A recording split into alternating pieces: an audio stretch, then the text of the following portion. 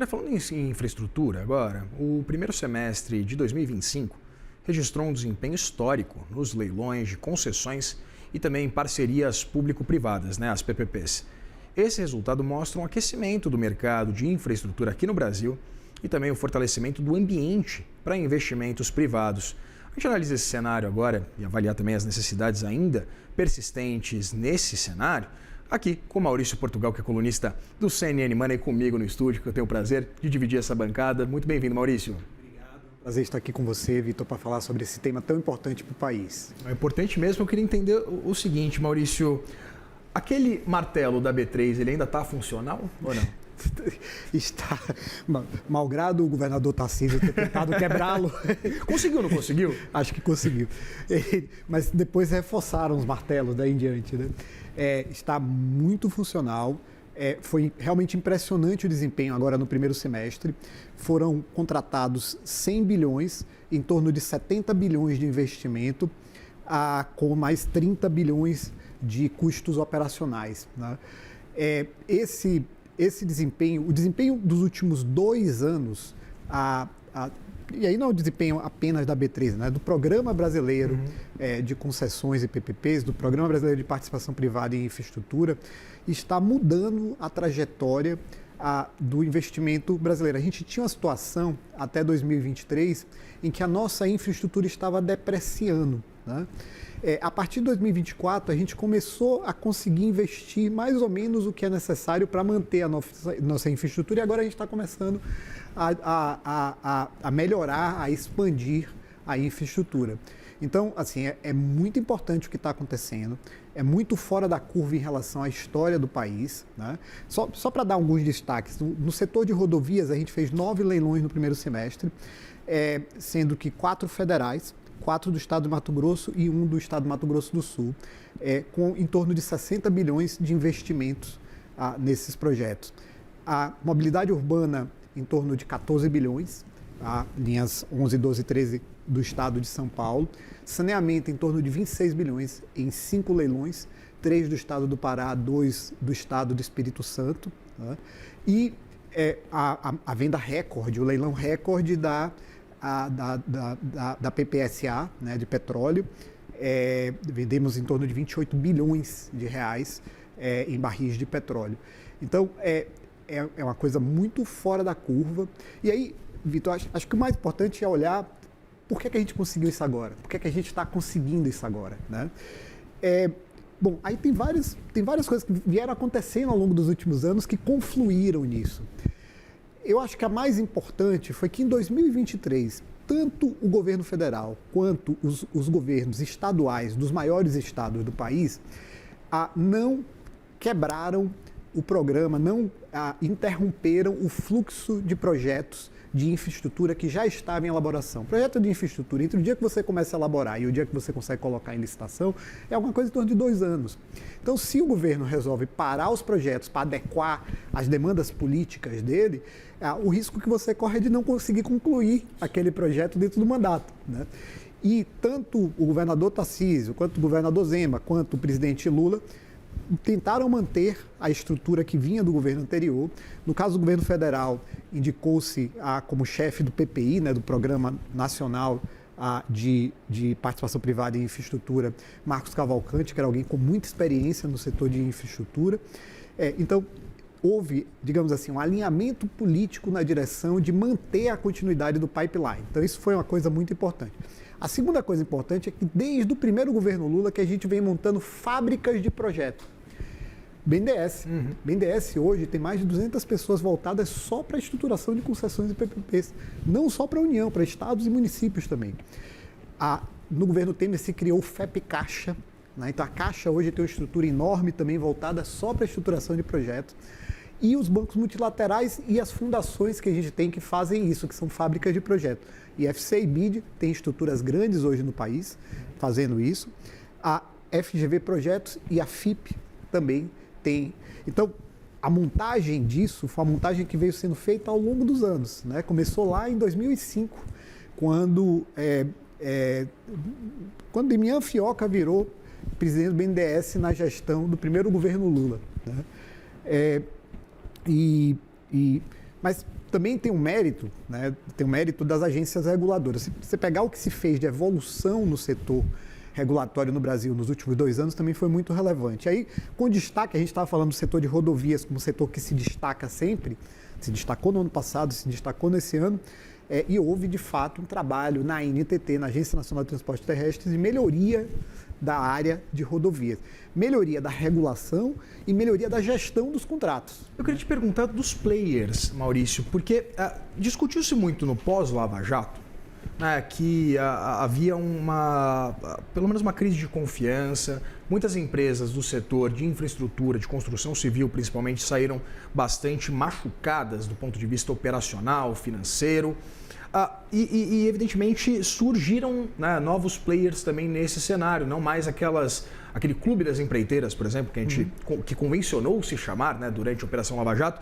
Eu queria entender como é que está esse cenário hoje. Quem são esses players interessados? São empresas internacionais? Houve a estruturação de novas empresas que têm uma capacidade, por exemplo, de contratação de projetos de infraestrutura, né, robustos como esses que são oferecidos tanto por governo federal quanto pelos governos estaduais? São essas empresas que conseguiram se adaptar? Quem são esses players hoje presentes nessas concessões? Essa pergunta é muito interessante, porque de fato houve uma mudança completa no perfil dos players, né? Você tem algumas empresas internacionais, tem a Acciona, né, que é uma empresa espanhola que está muito presente no Brasil nesse momento. Você tem a Vinci, né, que é uma empresa francesa que também está muito presente no setor de infraestrutura no Brasil nesse momento. Mas a maior parte dos players que estão entrando nesses leilões são players montados pelo setor financeiro. O Opportunity montou a estrutura para entrar nessas concessões, o BTG montou a estrutura para montar nessas concessões, Quineia, Perfin, né? São várias novas estruturas que foram criadas ao longo dos últimos anos. Na medida que o governo teve a capacidade de botar os projetos na rua, o mercado foi se adaptando. Para você ter uma ideia, tirando as repactuações que nessas, de fato, o governo não conseguiu competição pela submissão ao mercado das repactuações, não apareceu ninguém. Nos demais leilões de rodovias, tá, a gente teve 2 repactuações, foram 9 leilões, 2 de repactuações. Nos outros 7 leilões, a média foi de 3 participantes em cada leilão. Né? Então, de fato, há competição em regra de players no setor financeiro.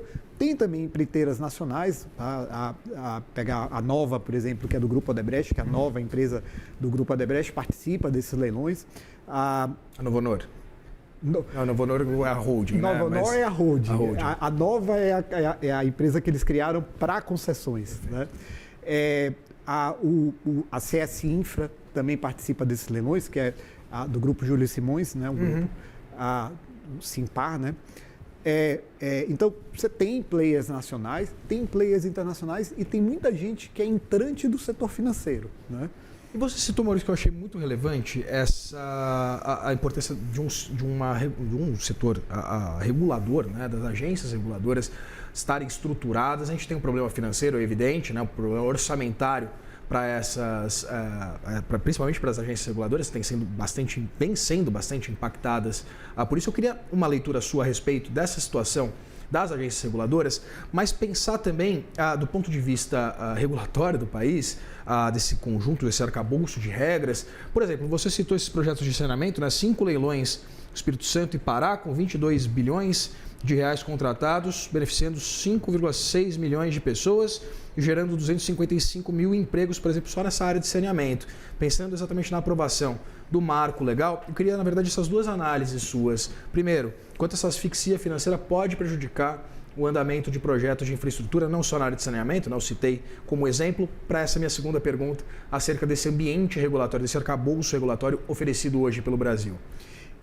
Veja, a asfixia financeira das agências cria um problema na fiscalização, sobretudo, dos contratos.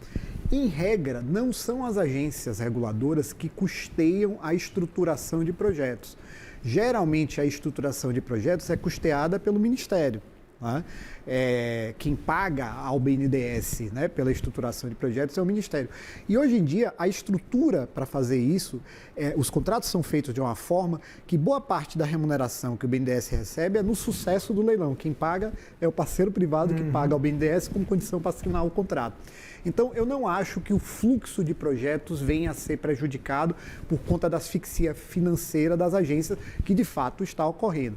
Mas o que a gente tem o risco de acontecer é de ter players que não cumprem contratos e o usuário vai ter dificuldade, né, de responsabilizar esses players por incapacidade da agência, por questões financeiras, né, de dar conta do trabalho de fiscalização, do trabalho de acompanhamento dos contratos. Esse risco a gente está correndo nesse ano, por isso a gente precisa, e eu até estou trabalhando com isso junto com outros especialistas, precisa criar um sistema que dê independência financeira às nossas agências reguladoras. Tá? Uma espécie de projeto como aquele que dá autonomia financeira ao Banco Central, por exemplo, né? Seria uma alternativa similar a isso? Sim. Assim, no mundo inteiro, as agências reguladoras são sustentadas com multas cobradas dos concessionários e com taxas de fiscalização. Mais com taxas de fiscalização do que com multas, porque a multa gera o incentivo de você ficar aplicando punição, né, para receber recursos. Então, a taxa de fiscalização é o central. Tem agências reguladoras entre nós que não tem taxa de fiscalização. Por exemplo, a ANTAQ não recebe taxa de fiscalização, então ela não tem como ser independente. Precisa criar isso. Tem outras que têm taxa de fiscalização, mas hoje a lógica é que esses valores vão para a conta única do Tesouro. Eles não recebem e administram esses valores. Então, por exemplo, a NTT tem capacidade de ser superavitária, a ANAC tem capacidade de ser superavitária, a ANEEL é amplamente superavitária, a Anatel amplamente superavitária. Então, a gente teria condição de ter agências independentes, porque elas cobram mais do que elas gastam, né? Mas a estrutura que foi montada lá na década de 90 para produzir superávit primário em vista dos compromissos com o Banco Mundial e o FMI, é de que o dinheiro arrecadado por essas agências vai para a conta única do Tesouro. Então a gente precisa mudar isso, a gente não tem mais esses compromissos, né, internacionais, portanto a gente pode mudar isso, a gente tem condições de mudar isso e as agências têm recurso suficiente para se manter, boa parte delas. As que não têm, a gente tem que criar taxas de fiscalização para isso. Até porque do ponto de vista orçamentário, né, se a gente fosse discutir isso de uma forma um pouquinho mais aprofundada, a gente evidentemente vem discutindo isso de uma forma mais macro, né, sobre esse engessamento do orçamento público, mas a gente tem, por exemplo, os fundos constitucionais, não só os constitucionais, mas os fundos da União, os fundos estaduais, por exemplo, né, os fundos de fomento, que muitas vezes eles têm essa preocupação de serem mais setorializados, né? Existe dinheiro para... Dinheiro tem, né? Agora, exatamente como que se usa? É isso que eu queria entender, né, que esse problema que está acontecendo hoje, dessa asfixia financeira, não venha se repetir e, evidentemente, não prejudique direto ou indiretamente o andamento de projetos dessa relevância, Maurício. Como eu mencionei para você, o dinheiro vai para a conta única do Tesouro. Sim. E quando se fez as agências reguladoras lá na década de 90, o compromisso político é de que esse dinheiro que as agências arrecadavam, que é o que daria a independência financeira delas, iria para a conta do Tesouro, mas retornaria na alocação orçamentária do ano seguinte. Só que o que tem acontecido ao longo dos anos é que, assim, pegar o caso da ANEEL, por exemplo, tem anos que a ANEEL recebeu menos de 60% do valor que ela arrecadou, né? E os cortes deste ano são completamente desproporcionais. Assim, é impossível a ANEEL continuar operando. A ANEEL é um dos exemplos que ela vai ter que reduzir o horário de funcionamento, porque ela não tem condição de operar com os recursos que foram fixados esse ano. Então, tem recurso voltado para isso, né? Tem taxa de fiscalização voltada para isso. Toda vez que a gente fala em taxa, a gente está falando de alguma coisa que não deveria ser como imposto. Imposto você pode gastar em qualquer coisa, claro. Taxa você gasta num fim específico. Então, já tem recursos, digamos assim, separados para isso, mas o fluxo que esse recurso faz permite que o legislativo, na realocação, na alocação orçamentária, né, no orçamento anual, tire esses recursos da agência e destine esse recurso a outras coisas.